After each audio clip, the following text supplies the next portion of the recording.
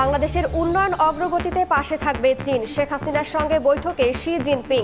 সুদমুক্ত সহ 4টি প্যাকেজে অর্থ ঋণ দেওয়ার প্রতিশ্রুতি। দ্য গ্রেট হলে গার্ড অব অনার।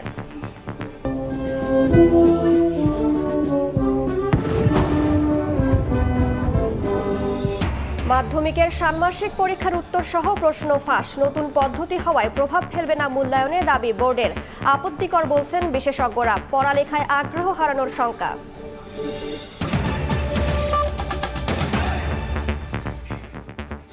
সময় সংবাদের সঙ্গে আছি আমি রাইসা জান্নাত।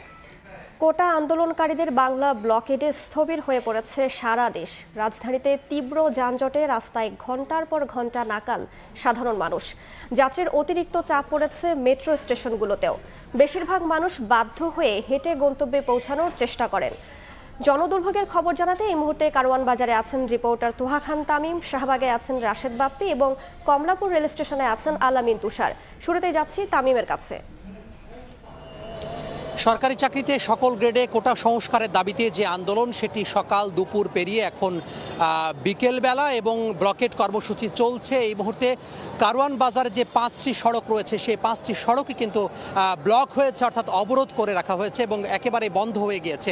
আমি একটু দেখাতে চাই আমার পেছনে ঠিক 5টি যে সড়ক, সেই 5টি সড়কে জনজীবন বলা যায় যে একেবারেই স্থবির হয়ে পড়েছে জনজীবন। এখানে মানুষের যে ভোগান্তি, সেটি আসলে সীমাহীন যে দুর্ভোগ, সে সীমাহীন দুর্ভোগ চরমে পৌঁছেছে।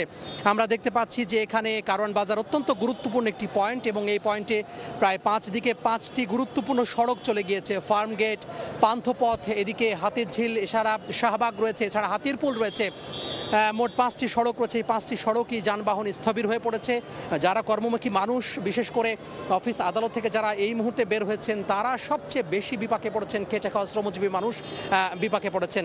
এছাড়া আমরা দেখতে পাচ্ছি যে যারা সাধারণ মানুষ চলাফেরার স্থবির হয়ে পড়েছে, তারা যে শেষ ভরসা হিসাবে মেট্রো রেল বেছে নেবেন, সেই মেট্রো রেলেও কিন্তু আমরা দেখতে পাচ্ছি যারা টিকিটের যাত্রী, তারা কিন্তু ঘন্টার পর ঘন্টা যেই তাদের যে লাইন, সেই লাইনে দাঁড়িয়ে থাকতে হচ্ছে, টিকিটের লাইনে দাঁড়িয়ে থাকতে হচ্ছে। কারওয়ান বাজার মেট্রো যে স্টেশন রয়েছে, সেই মেট্রো স্টেশনে বেশ অনেকগুলো প্রবেশ পথ রয়েছে, কিন্তু সবচেয়ে বড় যেই ভোগান্তির কারণ হয়ে দাঁড়িয়েছে যে প্রায় প্রত্যেকটি কিন্তু প্রবেশ পথ বন্ধ করে দেওয়া হয়েছে এবং একটি প্রবেশ পথ শুধুমাত্র খুলে রাখা হয়েছে। এই একটি প্রবেশ পথ থেকে মানুষ তারপরেও অনেক কষ্ট করে কিন্তু ওপরে উঠছেন। যারা ওপরে উঠছেন তারাও যে টিকিট পাচ্ছেন এমনটি নয়, তাদেরও কিন্তু ঘন্টার পর ঘন্টা মেট্রো রেলের ভেতরে কিন্তু দাঁড়িয়ে থাকতে হচ্ছে। অবস্থা এমনই হয়ে দাঁড়িয়েছে যে এই যে মেট্রোর যেই টিকিটের যে লাইন, সেই টিকিটের লাইন সিঁড়ি পার হয়ে, অর্থাৎ একেবারে তিনতলা যে টিকিটের লাইন আছে, সে তিনতলা হয়ে দোতলায় চলে এসেছে লাইন এবং দোতলায় এসে অনেকে ঘন্টার পর ঘন্টা দাঁড়িয়ে থেকেও টিকিট পাচ্ছে না। মেট্রো কর্তৃপক্ষ বলছে যে বেশ কয়েকটি, যে অর্থাৎ 3টি যে তাদের যে টিকিটের মেশিন, সেই মেশিন নষ্ট হয়েছে, অর্থাৎ একটি টিকিটের মেশিন নষ্ট হয়েছে, বাকি 2টি সচল রয়েছে এবং বাকি দুটোতেও কিন্তু যে চাপ, সেই হাজার হাজার মানুষের যে চাপ, সেটিও কিন্তু পড়ছে। এই মুহূর্তে আমরা লক্ষ্য করছি যে শিক্ষার্থীদের যে ব্লকেট কর্মসূচি, সেই ব্লকেট কর্মসূচির যে পক্ষে তারা যে স্লোগান, সেই স্লোগান দিচ্ছেন। পাশাপাশি এই স্লোগান তো চলছে, পাশাপাশি অন্যান্য যে সমস্ত যানবাহন রয়েছে, বিশেষ করে অ্যাম্বুলেন্স যেগুলো রয়েছে, সেই অ্যাম্বুলেন্স ছাড় দিলেও গাড়ির ভেতরে, অন্যান্য যানবাহনের ভেতরে অনেকে কিন্তু রোগী রয়েছেন, অসুস্থ মানুষ রয়েছেন। সেই অসুস্থ মানুষরা কিন্তু বিপাকে পড়েছেন এবং সেই অসুস্থ মানুষরা অনেক সময় যে দীর্ঘ যানজট, সেই যানজটের ভেতরে তারা আটকে পড়েছেন এবং সেখান থেকে খুব স্বাভাবিকভাবেই তারা কিন্তু বের হতে পারছেন না। তো কারওয়ান বাজার থেকে এই ছিল আমার হাতে সবশেষ। আমরা এখন চলে যাব মেহেদি হাসান, সেই মেহেদি হাসানের কাছে চলে যাব।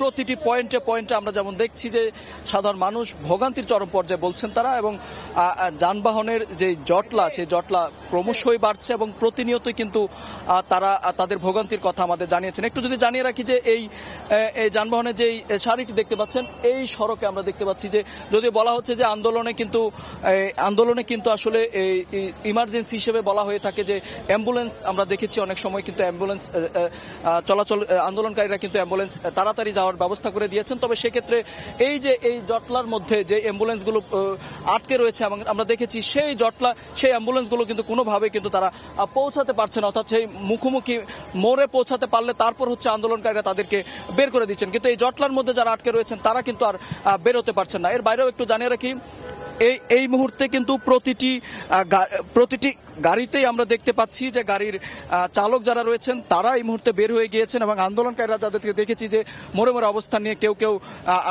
ক্রিকেট খেলছেন, কেউ বিভিন্ন খেলায় আসলে সময় পার করছেন, এবং একই সাথে কিন্তু যারা ড্রাইভার রয়েছেন, গাড়ি চালক রয়েছেন এবং গাড়ির যাত্রী যারা রয়েছেন তারাও কিন্তু একে একে আসলে একে একে যদি বলি যে একে একে বাইরে বেরিয়ে আসছেন, এবং বাইরে বেরিয়ে এসে কিন্তু তারাও অবসর সময় পার করছেন, এবং সবাই কিন্তু ভোগান্তির কথা জানাচ্ছেন আমাদের। এবং যদি বলি যে কয়েকটি গাড়ি কিন্তু শুধু ঘন্টা নয়, সকাল ঠিক 11টার পর থেকে এই জটলার মধ্যে আটকে রয়েছে, এবং যারা আর কি এই গাড়ি থেকে নেমে হেঁটে রওনা দিবেন সেই ব্যবস্থাটি নেই কিন্তু, কারণ যাদের ব্যক্তিগত গাড়ি রয়েছেন তারা কিন্তু এক প্রকার গাড়ি নিয়ে দুর্ভোগে পড়েছেন বলছেন, এবং যারা সাধারণ যাত্রী, যারা অফিসগামী, যাদের কোনো গাড়ি নেই, তারা যারা হেঁটে রওনা দিয়েছেন তাদের আসলে ভোগান্তির আরো এক মাত্রা হচ্ছে কিন্তু মেট্রো রেল। সে মেট্রো রেলে গিয়ে কিন্তু মেট্রো রেল পর্যন্ত পৌঁছানো যায়।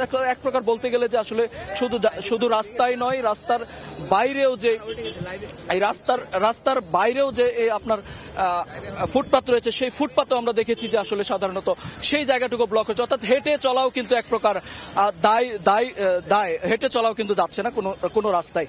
তো এই ছিল আসলে বাংলা মোটর থেকে আমার কাছে থাকা সবশেষ পরিস্থিতি, এবং আমরা এখন যাব শাহবাগে, সেখানে রয়েছে আমাদের সহকর্মী রাশেদ বাপ্পি।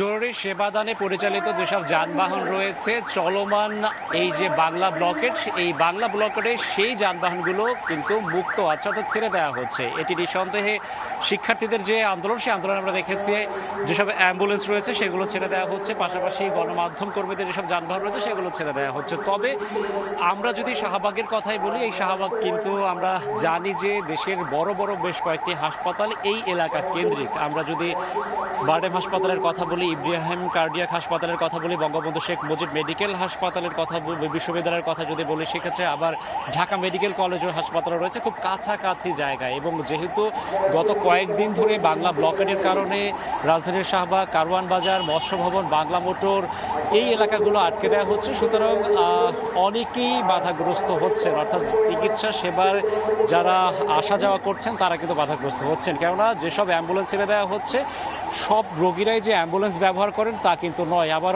অনেক অ্যাম্বুলেন্স আছে যারা হচ্ছে দীর্ঘ যানজটের মধ্যে ভেতরে আটকা পড়ে আছে, সেগুলো কিন্তু আমরা দেখেছি। আবার যেসব অ্যাম্বুলেন্সগুলো ফাঁকা রয়েছে, এই যানজটে আটকা পড়ে আছে, সেই ফাঁকা অ্যাম্বুলেন্সটিতে এই মুহূর্তে যদি কোনো রোগী না থেকে থাকেন সেক্ষেত্রেও কিন্তু ওই অ্যাম্বুলেন্সটি যত দ্রুত হাসপাতালে যাবে তত দ্রুত কিন্তু কাউকে সেবা দিতে পারবে।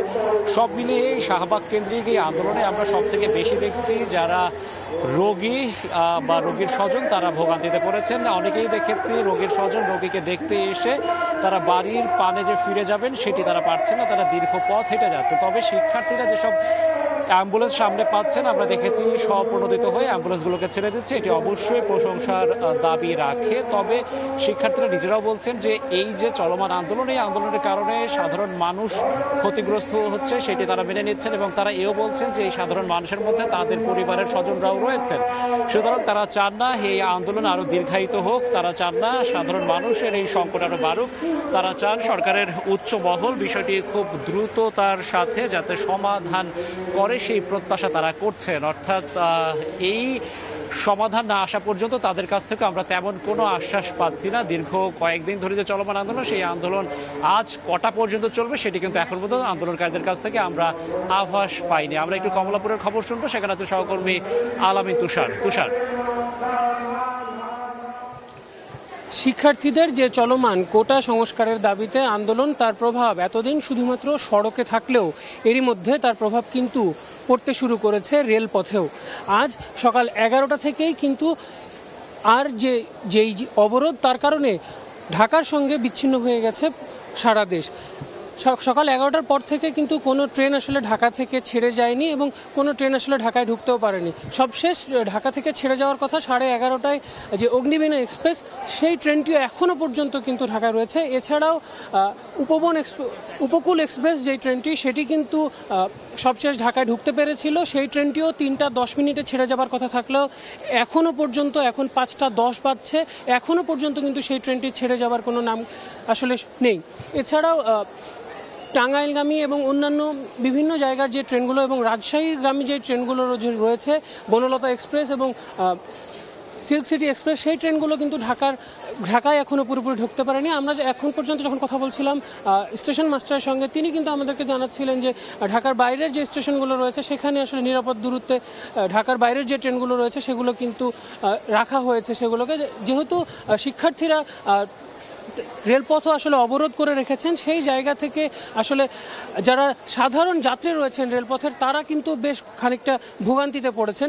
অনেকেই আসলে নানান ধরনের অভিযোগ করছিলেন এবং সবার মধ্যে যে কথাটা আসলে আন্দোলন এবং যাই হোক না কেন সরকার এবং যারা আসলে নীতি নির্ধারণী পর্যায়ে রয়েছেন তাদের কাছে আসলে সাধারণ মানুষ যেই আশাটা করছেন যে দ্রুত আসলে এই তাদের দাবি মেনে নেওয়া হোক বা যে কোনো উপায়ে হোক, আসলে শিক্ষার্থীদের দাবি মেনে নেওয়া বা যে কোনো ভাবেই হোক, এই যে জনগণের যে দুর্ভোগ, সেই দুর্ভোগ থেকে জনগণ যেন মুক্তি পান সেই ব্যবস্থা করার জন্য নীতি নির্ধারকের কাছে আসলে সাধারণ যারা যাত্রীরা রয়েছেন তারা আসলে বারবার করে আবেদন জানাচ্ছিলেন। আমাদের সাথে যখন কথা হচ্ছিল তখন কিন্তু সাধারণ দর্শক যারা রয়েছেন তারা কিন্তু বলছিলেন যে তারা কিন্তু বারবারই বলছিলেন যে আসলে এমন দুর্ভোগ আসলে তারা কখনোই চান না। তারা চান যেন সঠিকভাবে তারা তাদের গন্তব্যে পৌঁছতে পারেন। এই মুহূর্তে আমার আরেক সহকর্মী আছেন ফার্মগেটে, মনির, চলে যাব মনিরের কাছে।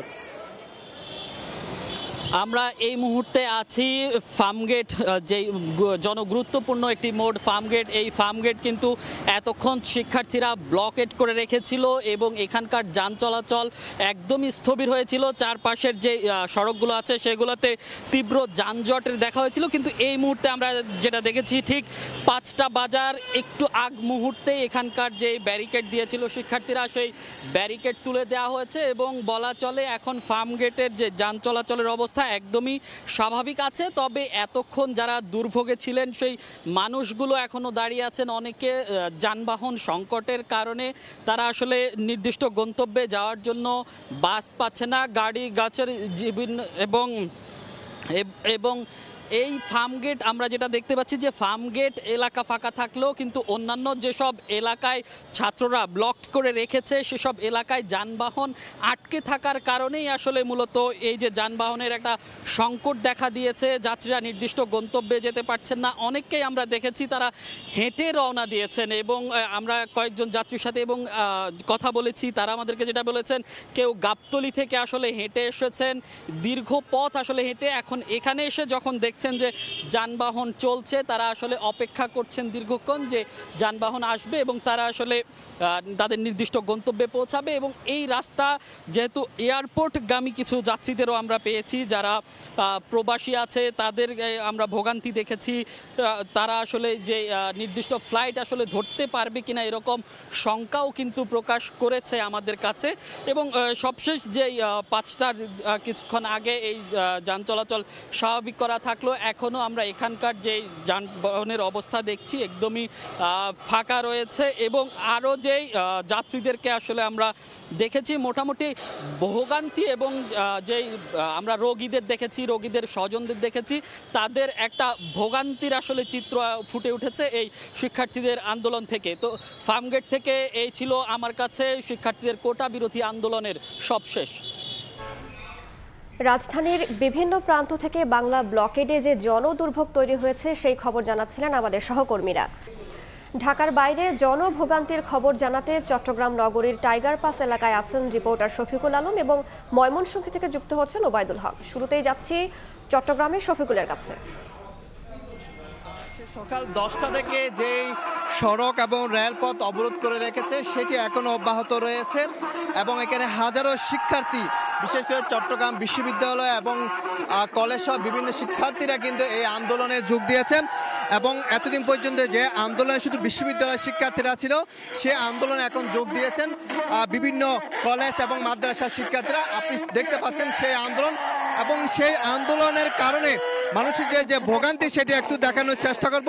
সকাল থেকে এখানে শত শত বাস, ট্রাক, কাভার ভ্যান, সিএনজি সহ হাজারো মানুষ যে ভোগান্তিতে আছে সেটি আমরা বলেছিলাম।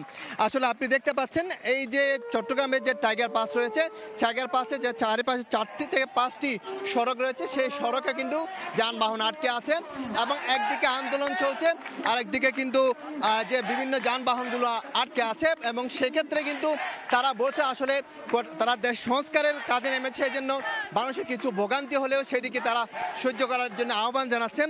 বিশেষ করে আমরা সকাল থেকে দেখেছি যে রেল লাইন অবরোধ ছিল, সেই রেল লাইন অবরোধের পর এখন সড়ক অবরোধ রয়েছে এবং সবখানে কিন্তু এখন পুরো চট্টগ্রাম নগরী বলতে গেলে এক ধরনের স্থবিরতা নেমে এসেছে। যেভাবে পারছেন বিভিন্ন জায়গা থেকে কিন্তু পায়ে হেঁটে আসছেন। আপনি দেখতে পাচ্ছেন শত শত মানুষ যে যানবাহন বন্ধ করে যাওয়ার কারণে পায়ে হেঁটে কিন্তু তারা গন্তব্যে যাচ্ছেন, কারণ পুরো চট্টগ্রামের নাভি বলা হয়তো মূল কেন্দ্র হচ্ছে এই টাইগার পাস। কারণ এখানে চট্টগ্রাম শাহমাত আন্তর্জাতিক বিমানবন্দর, চট্টগ্রাম বন্দর, বহদ্দারহাট, নিউ মার্কেট, পাহাড়তলি সব জায়গা থেকে এই মোড় দিয়ে কিন্তু এই দিক আসতে হয়, বিভিন্ন জায়গায় যেতে হয়। সেখান থেকে যে ভোগান্তি যে বাড়ছে সেই থেকে শিক্ষার্থীরা বলছেন যে আসলে তাদেরকে রাষ্ট্র সংস্কারের কাজে নিয়েছে, সেজন্য কিছু ভোগান্তি যে সহ্য করার জন্য তারা বারবার কিন্তু সাধারণ মানুষকে আহ্বান জানাচ্ছে। তারপরে এখানে আমরা দেখেছি শিক্ষার্থীরা বিভিন্ন রকমের যে বই নিয়ে রাস্তা অবরোধ করছে, আন্দোলন করছে, আবার অনেকে এখানে স্লোগান মুখর হয়েছে, আবার অনেকে কবিতা আবৃত্তির মাধ্যমে কিন্তু আন্দোলন করছে।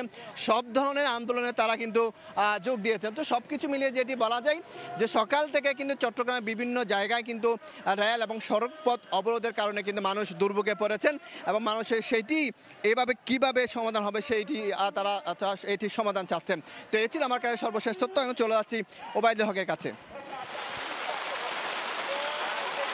দীর্ঘ 6.5 ঘন্টা পর ঢাকা ময়মনসিংহ রেলপথের কিন্তু রেল চলাচল শুরু হয়েছে।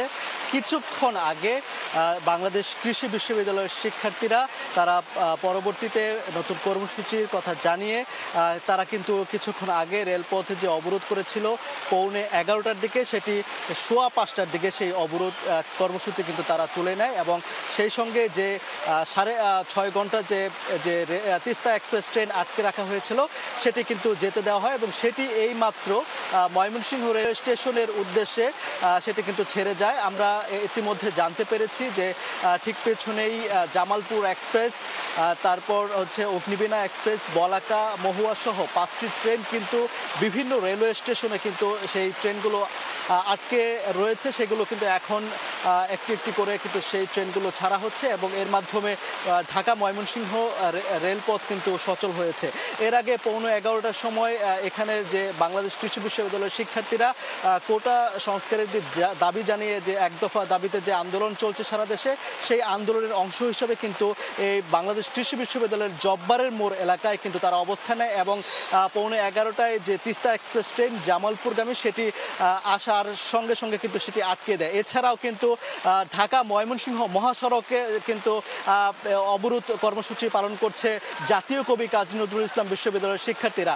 এতে কিন্তু ব্যাপক ভোগান্তিতে পড়েছেন সাধারণ মানুষ। তো এই ছিল আসলে বাংলাদেশ কৃষি বিশ্ববিদ্যালয়ের জব্বারের মোড় থেকে সর্বশেষ। আমরা সরাসরি যুক্ত ছিলাম ময়মনসিংহ ও চট্টগ্রামে।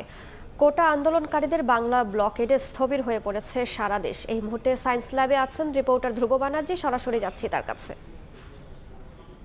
দাবিতে এখনো রাজধানীর সায়েন্স ল্যাবে শিক্ষার্থীদের আন্দোলন চলছে এবং তার প্রভাবে এই সায়েন্স ল্যাবের আশেপাশের যে সড়কগুলো আছে এই সড়কগুলোতে কিন্তু তীব্র যানজটের সৃষ্টি হয়েছে। আজকে আমরা সকাল থেকে যেটা দেখতে পেয়েছি, আজকে ঠিক সকাল 10:30টার পর থেকে এখানে ঢাকা কলেজের শিক্ষার্থীরা এসে জড়ো হন এবং এর কিছুক্ষণ পরই ইডেন কলেজ থেকে শুরু করে ঢাকা সিটি কলেজ থেকে শুরু করে বিভিন্ন শিক্ষা প্রতিষ্ঠানের যে ছাত্রছাত্রীরা আছেন এখানে এসে জড়ো হন এবং এই জড়ো হওয়ার ফলে কিন্তু এই জায়গায় যে গাড়ির যানজট দেখতে পাচ্ছেন, এই গাড়ির যানজটের সৃষ্টি হয় এবং পেছনের দিকটাতে ঢাকা কলেজের ঠিক সামনের অংশে একটা ইউটার্ন থাকাতে সেই জায়গায় যে বড় গাড়িগুলো ছিল অথবা বাসগুলো ছিল সেগুলো চলে যেতে সুযোগ পান, কিন্তু একটু সামনের দিকের অংশে অর্থাৎ ঢাকা কলেজের পর টিচার্স ট্রেনিং কলেজের সামনে দিয়ে এবং সায়েন্স ল্যাব পর্যন্ত যে গাড়িগুলো ছিল এগুলো কিন্তু সকাল থেকে ঠিক এমন অবস্থায় ঠায় দাঁড়িয়ে আছে। পাশাপাশি আমরা দেখেছি ঢাকা বিশ্ববিদ্যালয়ের বেশ কয়েকটি লাল বাসও কিন্তু এই পুরো যাত্রাপথে আটকে আছে এবং এর পার্শ্ববর্তী একটি লাইন রয়েছে যেখান দিয়ে রিক্সা চলাচল করে, রিক্সা লেনটিও আমরা দেখতে পেয়েছি আজকে সকাল থেকে এই রিক্সা লেনটিও বন্ধ আছে। সবকিছু মিলিয়ে যারা এখানকার শ্রমজীবী মানুষ আছেন অথবা কর্মজীবী মানুষ আছেন, তারা এই যে বাসায় ফেরার সময় সকালবেলা এসেছেও ভোগান্তি সঙ্গে নিয়ে, এবং যাওয়ার সময় যখন বাড়ির দিকে ফিরছেন তখনও রাস্তার ঠিক এই অবস্থা, রাস্তা একদম শূন্য, গাড়ি না পেয়ে অনেকে প্রায় অনেকটা হেঁটেই তাদের যে বাড়ির উদ্দেশ্যে অর্থাৎ বাসার উদ্দেশ্যে সে রওনা দিয়েছেন। আমরা দেখতে পাচ্ছি এখন যে রাজধানীর সায়েন্স ল্যাবের মূল যে চত্বরটি রয়েছে, এই চত্বরে কিন্তু এখন গাড়ি ঘোড়া নেই বললেই চলে। এখানে শুধুমাত্র শিক্ষার্থীদের আন্দোলনটি চলছে, এবং যারা কর্মজীবী মানুষ আছেন তারা কিন্তু বারবারই বলছেন যে আজকের যে আন্দোলন, এই আন্দোলনে যারা সংশ্লিষ্ট আছেন, শিক্ষার্থী থেকে শুরু করে যারা দায়িত্বশীল আছেন, সবারই একটি সিদ্ধান্তে আসা উচিত যাতে জনগণের যে ভোগান্তি আজকে এবং গত কদিন ধরে যে ভোগান্তিটি হচ্ছে, সেই ভোগান্তি যাতে হ্রাস পায় এবং এই ভোগান্তি থেকে মুক্তি চায় সাধারণ মানুষ। এবং সব কিছু মিলিয়ে এখন পর্যন্ত যদি সবশেষ তথ্য বলতে চাই, এখন পর্যন্ত রাজধানীর সায়েন্স ল্যাবে যান চলাচল বন্ধ, এবং যারা এখান দিয়ে বাড়িতে যাচ্ছেন কাজ শেষ করে তারা অনেকটা ভোগান্তি নিয়েই তাদের বাড়ির উদ্দেশ্যে রওনা দিয়েছেন। এই ছিল রাজধানীর সায়েন্স ল্যাব থেকে আমার কাছে সর্বশেষ। রাজধানীর সায়েন্স ল্যাব থেকে সরাসরি যুক্ত ছিলাম। অন্য প্রসঙ্গ, বাংলাদেশের উন্নয়ন অগ্রগতিতে চীন সবসময় পাশে থাকবে বলে প্রধানমন্ত্রী শেখ হাসিনাকে কথা দিলেন দেশটির প্রেসিডেন্ট শি জিনপিং। একই সঙ্গে বাংলাদেশের জন্য সুদমুক্ত সহ 4টি প্যাকেজে অর্থ ঋণ দেওয়ার প্রতিশ্রুতিও দিয়েছেন। রোহিঙ্গা সংকট সমাধানে মিয়ানমারকে রাজি করাতে প্রয়োজনে আরাকান আর্মির সঙ্গেও সমঝোতার আশ্বাস দেওয়া হয়েছে। স্থানীয় সময় বিকেলে প্রধানমন্ত্রীর সঙ্গে বৈঠক করেন শি জিনপিং। বেইজিং থেকে বিস্তারিত জানাচ্ছেন ফারুক ভূঁইয়া রবিন। চীন সফররত প্রধানমন্ত্রী শেখ হাসিনার সবচেয়ে গুরুত্বপূর্ণ বৈঠকটি অনুষ্ঠিত হল বুধবার বিকেলে। স্থানীয় সময় বিকেল 4টার পর বেজিংয়ের দ্য গ্রেট হলে পৌঁছালে প্রধানমন্ত্রী শেখ হাসিনাকে স্বাগত জানিয়ে কুশল বিনিময় করেন চীনা প্রেসিডেন্ট শি জিনপিং। এরপর দুই দেশের প্রতিনিধিদের নিয়ে দুই শীর্ষ নেতা আনুষ্ঠানিক দ্বিপাক্ষিক বৈঠকে বসেন। এতে নিজ নিজ দেশে নেতৃত্ব দেন শেখ হাসিনা এবং শি জিনপিং। চীন বাংলাদেশের পারস্পরিক স্বার্থ সংশ্লিষ্ট বিভিন্ন বিষয় নিয়ে আলোচনা হয় শীর্ষ পর্যায়ের এ বৈঠকে। গ্রেট হলের বৈঠক নিয়ে পরে হোটেল দ্য রেজিসে ব্রিফ করেন পররাষ্ট্রমন্ত্রী। জানান, সফর অত্যন্ত ফলপ্রসূ হয়েছে। বাংলাদেশের উন্নয়ন অভিযাত্রায় উন্নয়ন অগ্রগতিতে অব্যাহতভাবে সহযোগিতা করে যাবে। বহুল প্রত্যাশিত এই সফরে বাংলাদেশের জন্য 4 প্যাকেজে ঋণ অনুমোদনের আশ্বাস দিয়েছেন শি জিনপিং। চাইনিজ প্রেসিডেন্ট তিনি স্পষ্ট করে বলেছেন যে তোমাদেরকে আমরা অর্থনৈতিক সহায়তার ক্ষেত্রে আমরা grant, interest free loan, concessional loan এবং কমার্শিয়াল লোন এই নিয়ে আমরা একটি প্যাকেজ তোমাদেরকে দিব, এবং এই লক্ষ্যে দুই দেশের টেকনিক্যাল কমিটি কাজ করে সেটি ফাইনালাইজ করবে।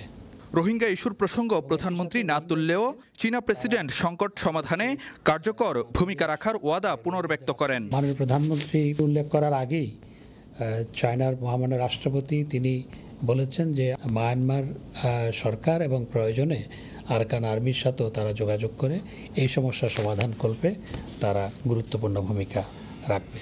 চীন এবং বাংলাদেশে বর্তমানে ক্ষমতাসীন রাজনৈতিক শক্তি আগামীতেও একযুগে এগিয়ে যাবে। দুই শীর্ষ নেতার বৈঠক থেকে সেই বার্তাই স্পষ্ট হয়েছে। উন্নয়ন সহযোগী হিসেবে আগামীতেও বাংলাদেশের পাশেই থাকতে চাই চীন। ঠিক একইভাবে রোহিঙ্গা সংকট সমাধান সহ ভূ রাজনৈতিক বিভিন্ন ইস্যুতে চীনের প্রেসিডেন্ট শি জিনপিংয়ের কাছ থেকে ইতিবাচক সাড়া পেলেন প্রধানমন্ত্রী শেখ হাসিনা। আর এসব কারণেই বাংলাদেশ ও চীনের কূটনৈতিক সম্পর্কের সুবর্ণ জয়ন্তীর আগের বছর প্রধানমন্ত্রীর বেজিং সফরকে বেশ তাৎপর্যপূর্ণ বলে মনে করেন নীতি নির্ধারকরা।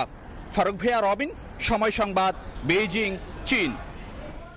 প্রধানমন্ত্রীর চীন সফরের বিস্তারিত জানাতে এই মুহূর্তে বেইজিংয়ে আছেন রিপোর্টার ফারুক ভূঁইয়া রবিন। সরাসরি যাচ্ছি তার কাছে।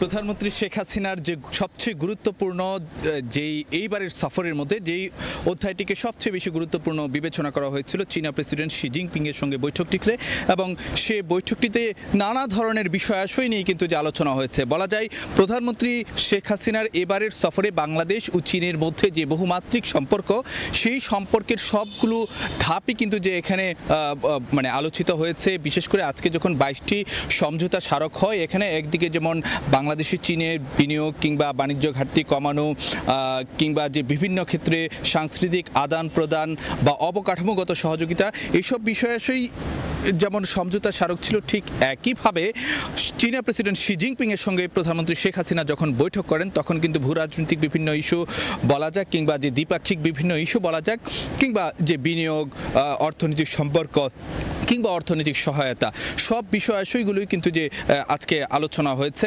প্রধানমন্ত্রী শেখ হাসিনার সঙ্গে শি জিনপিং এর বৈঠকে।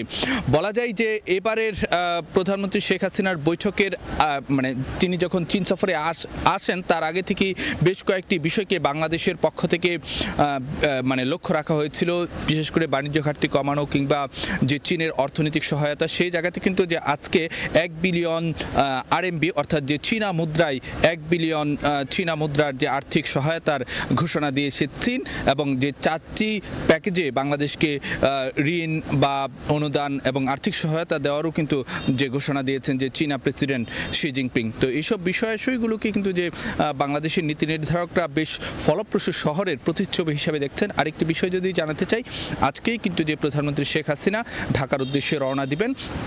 এখন স্থানীয় সময় বিকেল 7:30, হয়তো রাত 10টার দিকে প্রধানমন্ত্রী শেখ হাসিনা যে বেইজিংয়ের আন্তর্জাতিক বিমানবন্দর থেকে ঢাকার উদ্দেশ্যে বাংলাদেশ বিমানের একটি বিশেষ ফ্লাইটে রওনা দেওয়ার কথা রয়েছে। এবং সব কিছু মিলিয়ে প্রধানমন্ত্রী শেখ হাসিনা ঢাকায় গিয়ে রাত 1:30টার দিকে পৌঁছানোর কথা রয়েছে। তো এই যে প্রধানমন্ত্রী শেখ হাসিনার সফরসূচি, যদিও যে বেইজিং ছাড়ার সময় যে কিছুটা মানে এগিয়ে নিয়ে আসা হয়েছিল, অর্থাৎ তার আগামীকাল ছাড়ার কথা ছিল বেইজিং, কিন্তু আগামীকাল সকালে, কিন্তু তিনি আজকে রাতেই বেইজিং ছাড়ছেন। এর মূল উদ্দেশ্য যদি আপনাকে জানাতে চাই যে এর কারণে কিন্তু যে প্রধানমন্ত্রীর যে সফরসূচিতে কোনো ধরনের যে কাটছাট হয়নি, অর্থাৎ তার যতগুলো কর্মসূচি ছিল মানে শিডিউলভুক্ত সবগুলোই কিন্তু যে যথাসময়ে অনুষ্ঠিত হয়েছে। এবং প্রধানমন্ত্রী শেখ হাসিনা মূলত যে তার কন্যা অসুস্থ থাকার কারণে যে তিনি একটু যে আগে ভাগে মানে বেইজিং থেকে ঢাকার উদ্দেশ্যে রওনা দিচ্ছেন। তো এই ছিল আমার কাছে সবশেষ খবরাখবর। চীনের বেইজিং থেকে সরাসরি যুক্ত ছিলাম। চীনের সঙ্গে বাংলাদেশের সহযোগিতামূলক সম্পর্ক উন্নয়নে 21টি সমঝোতা স্মারক সই হয়েছে। বেইজিংয়ে দুই দেশের প্রধানমন্ত্রীর আনুষ্ঠানিক বৈঠকের পর কূটনৈতিক নথিতে সই করেন কর্মকর্তারা। পরে ব্রিফিংয়ে পররাষ্ট্রমন্ত্রী জানান, বাংলাদেশকে 1 বিলিয়ন চীনা মুদ্রা আর্থিক সহায়তার প্রতিশ্রুতি দিয়েছে চীন।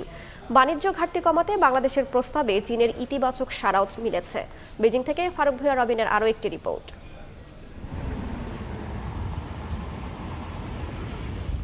চীন সফরের তৃতীয় দিন সকালে রাজধানী বেইজিংয়ের ঐতিহাসিক দ্য গ্রেট হলে আসেন প্রধানমন্ত্রী শেখ হাসিনা। তাকে স্বাগত জানান চীনের প্রধানমন্ত্রী লি কিয়াং। বেজিংয়ে স্থানীয় সময় বুধবার বেলা 11টায় দ্য গ্রেট হলের লাল গালিচায় হেঁটে প্রেজেন্টেশন লাইনে থাকা সফর সঙ্গীদের পরিচয় করিয়ে দেন দুই প্রধানমন্ত্রী। এরপর দেয়া হয় গার্ড অব অনার। লাল গালিচায় হেঁটে চীনের 3 বাহিনীর সুসজ্জিত গার্ড পরিদর্শন করেন প্রধানমন্ত্রী শেখ হাসিনা। সম্মান জানানো হয় গান স্যালুটে, বাজানো হয় দুই দেশের জাতীয় সঙ্গীত। পরে দুই প্রধানমন্ত্রীর নেতৃত্বে প্রতিনিধিদের নেওয়া হয় আনুষ্ঠানিক দ্বিপাক্ষিক বৈঠক। এতে বিভিন্ন ইস্যুতে খোলামেলা আলোচনা হয়। উঠে আসে আগামীতে সহযোগিতার সম্পর্ক কিভাবে আরও উন্নত করা সম্ভব। এরপর দ্য গ্রেট হল অব দ্য পিপলে শেখ হাসিনা এবং লি কিয়াংয়ের উপস্থিতিতে দুই দেশের মধ্যে 21টি সমঝোতা স্মারক সই এবং 7টি নতুন ঘোষণাপত্র দেয়া হয়। সংশ্লিষ্ট মন্ত্রী ও ঊর্ধ্বতন কর্মকর্তারা এসব নথি হস্তান্তর করেন। 21টি সমঝোতার মধ্যে 2টি নবায়ন করা হয়েছে।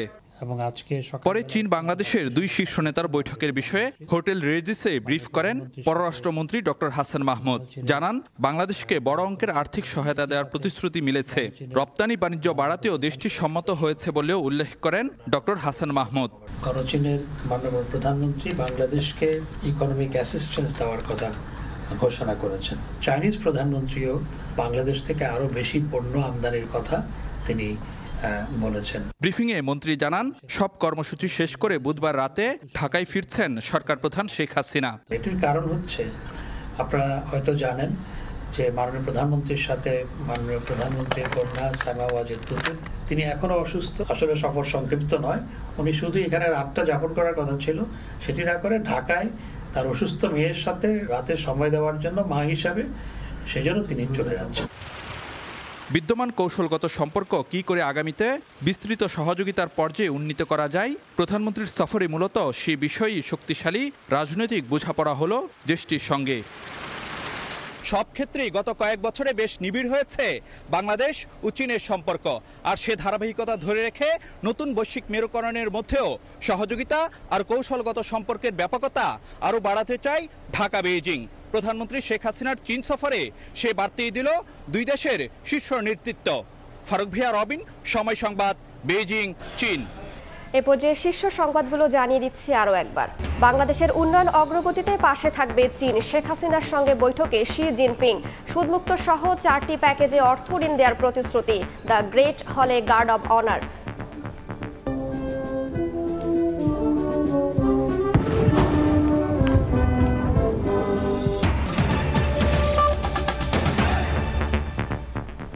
এই ছিল সময় সংবাদে। বাংলার সময়ের সঙ্গে থাকবেন সহকর্মী ওমর ইনান।